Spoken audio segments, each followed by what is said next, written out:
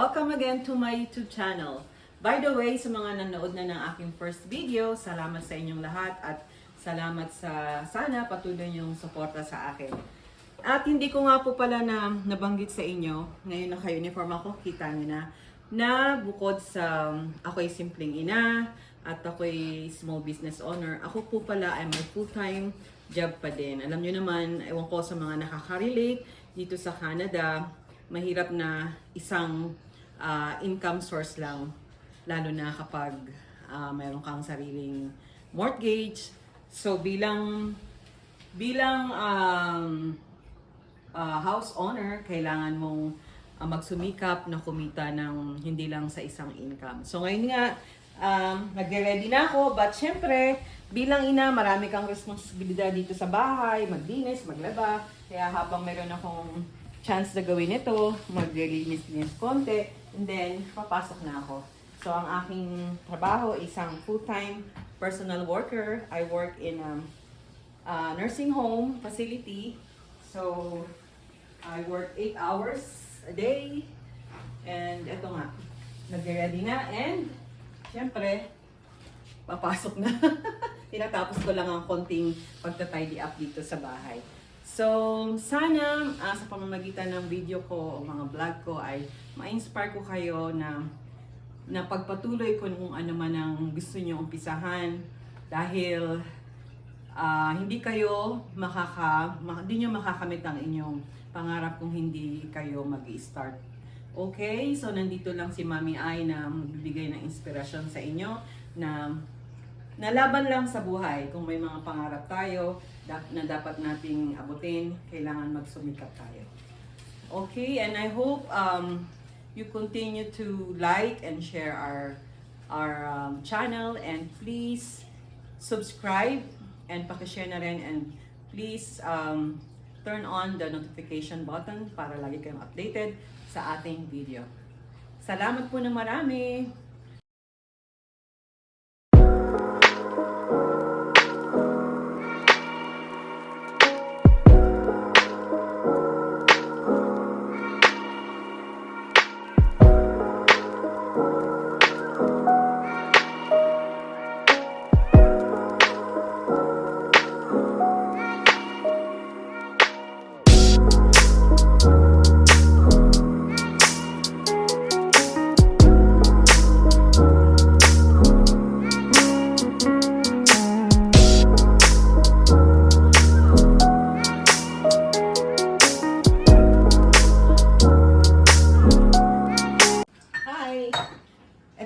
Nakauwi na ako from aking full-time job, at syempre bilang ina, maraming responsibilidad dito sa bahay. So ang typical na ginagawa ko pagdating ay ito, baby cake, shoes wall, at itong aking bunso ay nagpapaluto ng kanyang snack.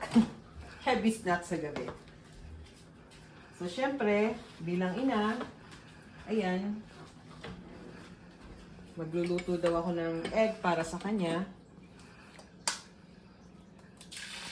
Hindi pa nga ako nakapag-dihis, oh. But it's okay.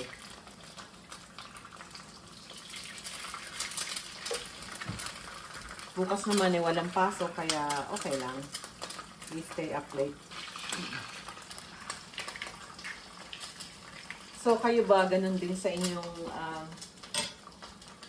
inyong pamilya or sa inyong mga anak? Okay. Is 3 enough? Yeah. So, ganyan ang buhay namin dito sa Canada. Wala kaming ibang inaasahan kundi sarili namin. So, I hope I inspired you again, and